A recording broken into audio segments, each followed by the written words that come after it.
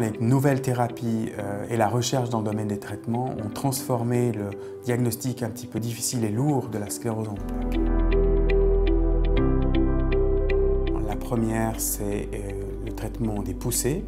La deuxième thérapie, c'est les traitements au long cours. Donc les différents types de traitements immunomodulateurs aujourd'hui fonctionnent de manière un petit peu différente et certains sont très puissants. Il y a même des médicaments qui se donnent qu'une seule fois par année. Donc les médicaments au long cours visent à calmer la maladie, qui est en fait une suractivité du système immunitaire.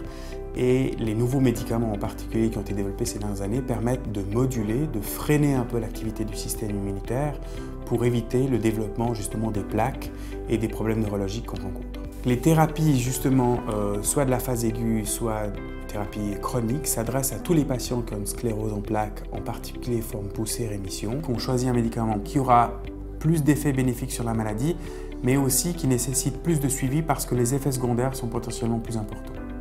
Les recommandations pour les patients qui doivent être traités par des médicaments pour la sclérose en plaques, comme il y a une complexité dans le traitement aujourd'hui, c'est très important que les patients soient référés à une équipe de neurologues et à un centre spécialisé.